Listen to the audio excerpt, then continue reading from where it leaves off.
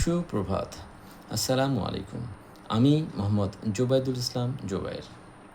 রাষ্ট্রীয়ভাবে স্বীকৃত চিকিৎসা ফাউন্ডেশন বাংলাদেশ এর অধীন infertility and reproductive health awareness online কোর্সের দ্বিতীয় ব্যাচের একজন শিক্ষার্থী। আমাদের সম্পূর্ণ কোর্সটি পরিচালনা করেন আমাদের সবার প্রিয় ডাক্তার পবিত্র কুমার শীল স্যার।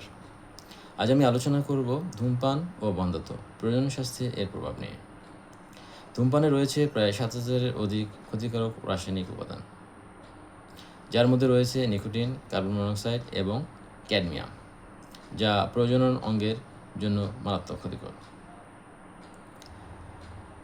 পুরুষের ক্ষেত্রে ধূমপান টেস্টোস্টেরন হরমোনের মাত্রা কমিয়ে দেয়, শুক্রাণুর সংখ্যা, গতিশক্তি হ্রাস করে এবং ডিএনএর ক্ষতি সাধন করে, ফলে ফার্টিলিটির সক্ষমতা নাটকীয়ভাবে কমে যায়। নারীর ক্ষেত্রে ধূমপান ডিম্বাশয়ের কার্যকারিতা কমিয়ে দেয়, ওভুলেশনে বিঘ্ন ঘটায় এবং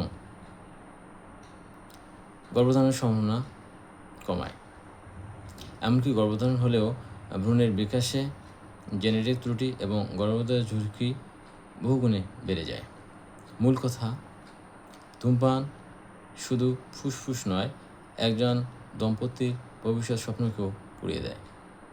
তাই সুস্থ প্রজনন এবং সুন্দর পরিবার গঠনের প্রধান শর্ত ধূমপান থেকে সম্পূর্ণরূপে বিরত থাকা।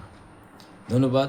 আমি মোহাম্মদ জোবাইদুল ইসলাম জোবায়ের, IRHA দ্বিতীয় ব্যাচ, রোল নম্বর 082526।